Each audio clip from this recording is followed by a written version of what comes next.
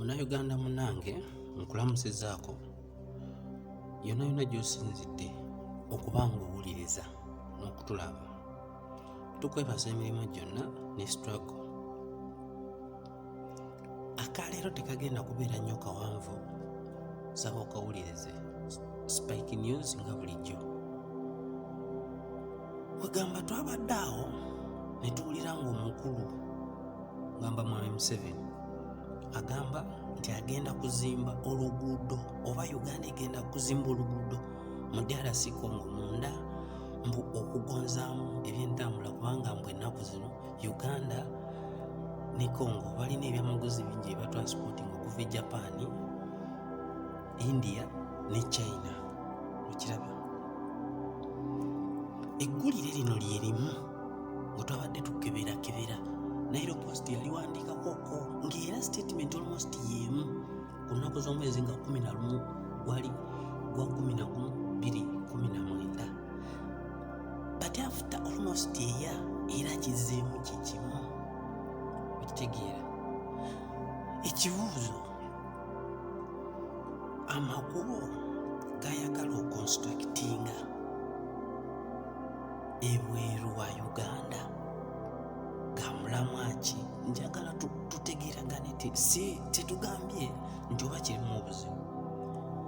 Kale twagala enkolagana ennungi ne baneiba, naye wo bw'oyinza okutandika okugabula abaana ba neiba emmere nga bo tebannakuta ku mbeera y'amakubo ga Uganda. Amakubo ga Uganda embeera gye galimu ng'ovuddeko just nnyinza naziyita 95 kilometers ng'ovudde mu Kampala, amakubo gonna mafu. Naye agambye agenda azimba kye. Omuyimbi omu yayimbako oluyimba n'agamba ffe taata tatwagala, ayagala baawa ab'ebbali. Emabegako wali era mu mwaka gwe 2019 Muzeeyi Museveni alina ensimbi ze yagabako e Tanzania. Kituufu olina okugaba, but how is your home? Museveni y'omu mujjukira ku bya Standard Railway, Gauge Railway. Banne batandika dde okuzimba eyatongozebwa mu 2016. Kenya yazimba eyaayo, Tanzania nayo nezimba. Ffe eyaffe Uganda eri ku ki? Kati ovaawo ate ogambe nti mugenda azimba oluguudo wa Congo. Njagala owulirize bulungi munnange, saagala omalirize ogambe nti oba kiki obutategeragana, tetukyagala. Nga oyagala okuzimba amakubo ewa muliraano, obuzibu bwa Uganda buliwa? Uganda obuzibu bwaffe buli ku ki? Abaana abasinga ekisinza okuleeta obuzibu mu Uganda kyova olaba nti Museveni we shall fight up to the last minute okulaba nti agenda akulietinze kituyita unemployment mu bavubuka bangi. Unemployment ejja etya oba yava ku ki? Nsaba owulirize Museveni bibino bye yakola okumanya nga ebintu ebikola kagenderere abavubuka oba Abannayuganda tuulwe emirimu, bibino bye yakola. Museveni yatuuka mu Uganda nga buli kimu gavumenti ng'eya Uganda erina ebintu byayo, ekyo tukkaanya. Kye yasookera ddala n'agenda agamba Abannayuganda nti abaalina ssente ezaali eziwera akakadde bazitwale n'abawamu kasanvu. Awo yali amaze okuba ensi ekigo, ezo n'azitwala. Kati teyakoma awo, n'ajja ku factories zonna ezaali mu Uganda. Tulina factories, wengamba factories twali tulina amakolero ga naitiru, twalina ebyuma ebya kotoni, twalina ebimu kwegamba, twalina transport system nga yeesobola, twalina posta, twalina railway. Ebyo byonna ebitongole nga bigaba emirimu okuviira ddala ku muntu eyasoma owa degree paka ku wansi ku mwana atanasoma oba mwasoma bitya mu factory y'emmwanyi mwabeerangamu abantu abagenda ne balonda emmwanyi abo nga basasulwa mu factory. Just an example, ey'emmwanyi ebeeramu baakawuntanti oyaba wa diguli. Factory y'emu ebeeramu abavuga motoka abo bali mu myaka ki. Factory y'emu ebeeramu bamakanika. Factory y'emu baamu abafumba emmere. Kiraba twali ekyo kimu just factory. Twalina ne factory endala eyali ekolanga enkumbi. Ekyo ani atakimanyi? Yali ekola enkumbi Crocodile Company. Muzeeyi bwe yajja n'agitunda n'agiguza abachina abakola nkoko. Just imagine mu biseera biri Uganda ng'esobola okukola enkumbi naye essaawa ya leero n'egiyita n'akabiriti tukajja China. Mwali mu kwekweka mwayagala kuzimba amakubo. Munnange nsaba ompulirize, ayagala kuzimba amakubo e Congo agagenda okuleetamu ebintu mu Uganda. Saawa yakakati n'akabiriti n'akajirita tukajjawa weeru wa Uganda. Oyo ye musajja atufuze emyaka 35. Nzija uliriza Uganda twalina gye baali bayita Lint Marketing Board. Yatundibwa mulembe gwa Museveni. Twali tulina Uganda Posts and Communication yagitunda. Mukiraba twali tulina company yali ekolanga Uganda Blankets yagitunda. Twali tulina oyingira wano e Kampala zagize Bugolobe waliwo Uganda Oxygen. Eyo factory yali ekola oxygen waggwanga. Kati bw'olwala oxygen ofa bakusaba obutitimbi n'obutitimbi bw'essente. Twalina factory gye bayita Dunlop ekola emipiira egy'emmotoka egy'egaali egya piki. Factories ezo zeemenya. Abannayuganda bameka gwagamba mu ssaawa zino ekibuzizza emirimu bantu kweyongera. Kweyongera ki? Ani asinga China abantu obungi naye bameka abatalina mirimu nga mu Uganda? Ebintu bingi omusajja byatunze. Kyokka ekisinga okwewuunyisa ebintu ebyo wamala obitunda sente tozirabako. Lumu omwami gwe bayita Mayanja Nkanji ng'amubuuza nga yakava mu nsiko nti munnange esente z'otunda mu bintu ozikolamu ki? Yamuddamu n'amugamba nti gwe wofiirwa amabogo bagakubuuza nti ogakozeseza ki? Just imagine mabogo gatugamba gaki nti mbwawoza mbu yafiirwa nnyo abantu mu lutalo. Njagala ogenda onoonyereze Museveni mu lutalo amaka ge gaaliwa era biki bye yafiirwa bantu baani? Museveni amabugo gagamba nti kyekimutunza ebintu by'Abannayuganda. Amakaagi n'abantu abafiira mu lutalo ng'oggyeko abantu betumanyi ensi yonna bemanyi abafiira e Luweero baali bantu ba Museveni, baali ba famire ye. Tugende mu maaso. Twali tulina UEB ekyani atagimanya naye kati yagitunda n'agiteeka mu bintu mbu umeme. Naye umeme services zaayo ziri zitya? The poorest company. Amasannyalaze oyinza okumala wiiki namba oba mwezi togalina ne bakuleetera biiru. Otasasula ne bakudisconnectinga. Mu lunaku oyinza ogafunamu ssaawa mbale na ddakiika. Kwegamba ssaawa yakakati awoza nti Abannayuganda tebalina mirimu kuba bangi. Bannange tukole tutya? Omanyi Bannayuganda bwe tubabuulira ebintu nga bino ebituufu bagamba simanyi abavubuka, simanyi people power biki. Okitegeera Museveni ebintu abikola kagenderere. Uganda Airlines yalina ennyonyi Boeing ezisukka mu 12 naye omusajja n'afafaganya ebintu n'abyonuuna. Ssaawa yakakati Uganda Airlines ennyonyi simanyi mwawule zebaagula zibwezaani baagula nkadde. Ekisaawe yakitunda nakiwa musanji we. Saawa ya leero avaayo mbu ayagala kukola luguudo mu Congo, mbu baleeta ebyamaguzi bingi. Ose Airlines tesobola kuleeta ebintu. Ose Railway yali ereeta bimeka? Yali ewa abantu ameka emirimu? Njagala okubuuza ekibuuzo nti kati Museveni okujjako obulimba bwennyini n'engeri emu ey'okubba esente z'Abannayuganda. Wogeraageranya ebyamaguzi ebiyingira okuyita e Congo n'ebiyingira okuyita e Kenya nga bijja e Uganda through Mombasa, biriwo ebisinga. Oluguudo oluva e Kenya okuyingiza ebintu ky'ogamba lwe luguudo olulungi. Lwaki tusooka kutereeza kino ekiriwo kitulabako then ogende ku kiri ekirala?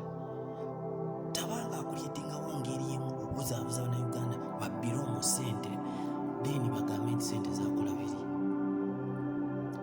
Mukiwulira munnange, njagala otubeere babuufu. Abasajja bano bajja bamazibu okutubba ebya siriyasi.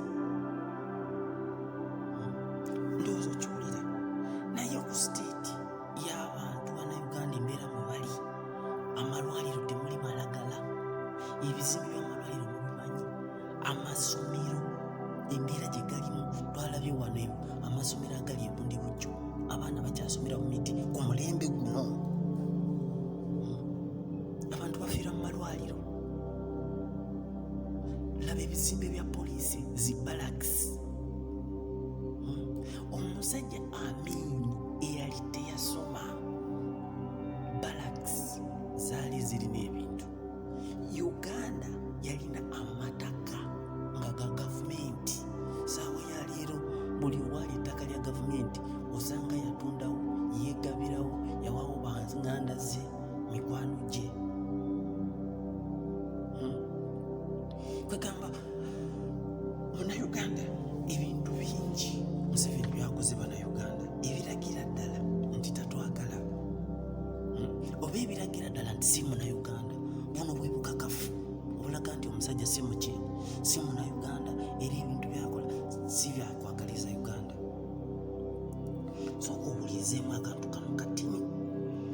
Ogenda n'ogamba nti ogenda kuzimba oluguudo e Congo kubanga ebyamaguzi bingi ebiyingira mu Uganda, nga wano amafuta agasimwa wagaddira n'ogamba nti refinery egenda kutwalibwa Kenya.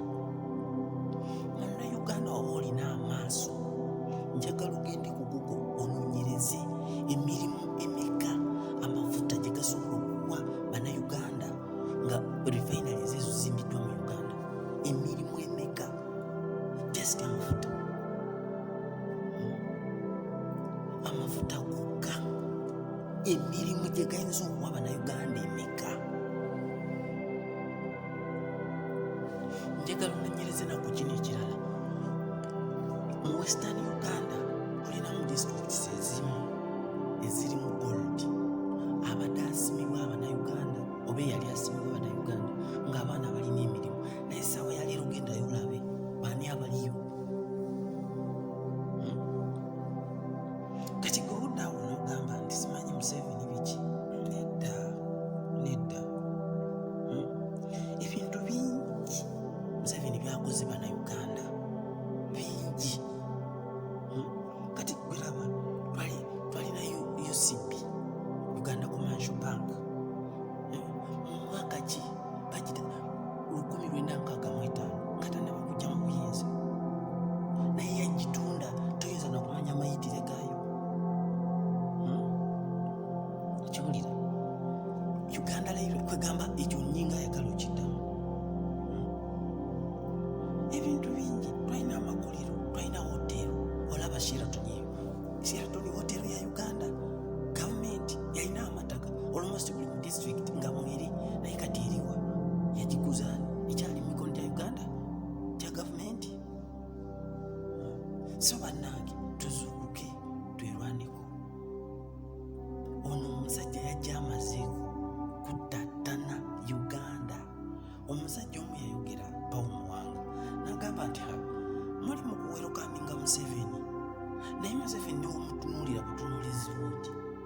muvumenti z'emimwa gye ng'ayogera ye muntu atayagalitsa.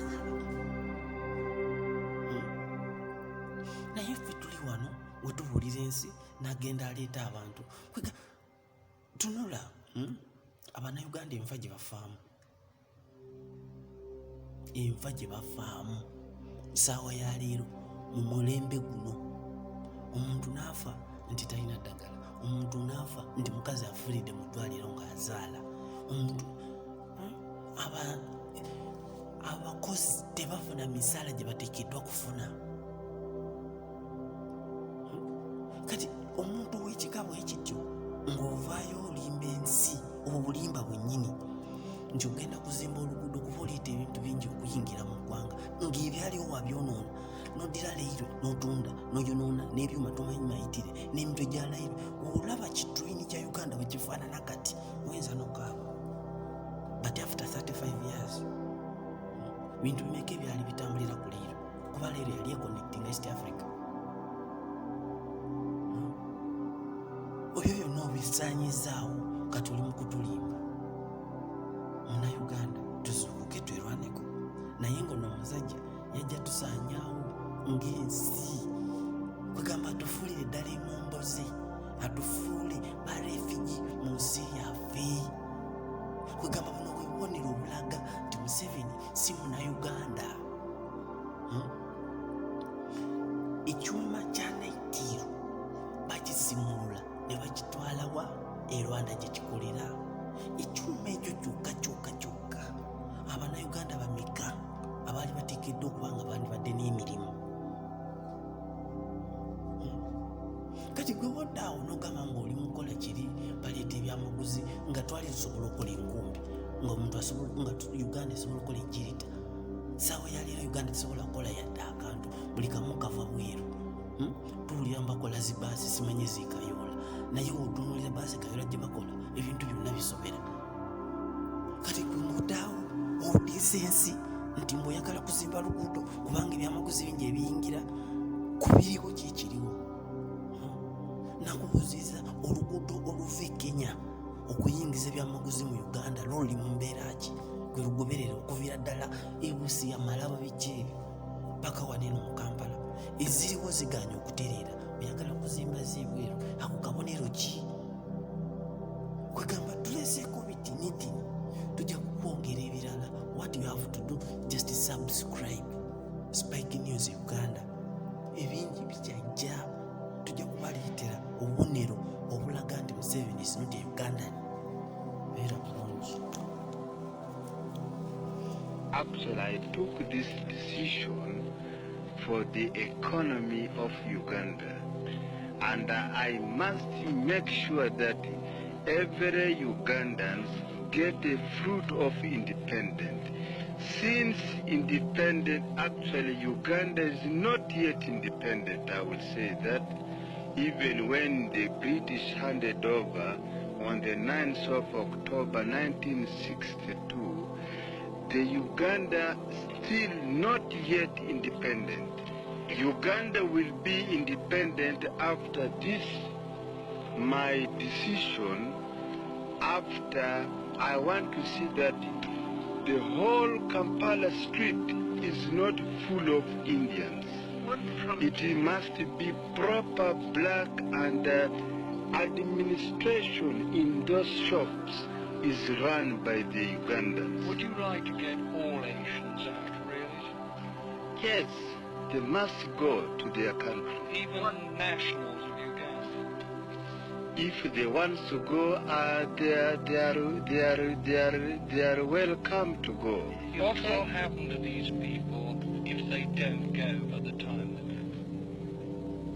go? I think they will be sitting like they are sitting on the fire.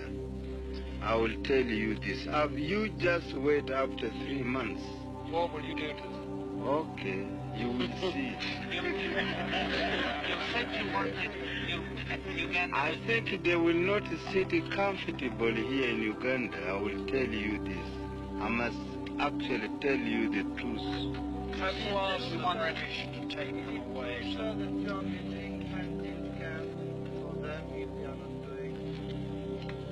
I am not responsible for building them transit camp. Have you asked the British to take them, please? Yes, it is the British High Commissioner here, his responsibility. I have told him. You said you wanted to teach Britain a lesson, President. Why is that? And that is now lesson I am teaching the British. I am teaching now the lesson because I am correcting them from the mistake they had made. If they had think before earlier that there are the African here who can even work and building the railway with instruction given to them by the British, this problem will not happen. Isn't this going to end your friendship with Britain? I don't mind ending. What are you giving me? What is more you are giving me? British actually deceived me last year, giving me 10 million pounds. They never give up to now. When I had a really very critical problem of finance, up to now I don't want that money again. And now they have given, I think every year, 4.5 million every year. But this even if they withdrawn or they take it away, it will not matter time Uganda even 1 minute. I must make this clear. But the British are my best friends. I have... I wish I understood that.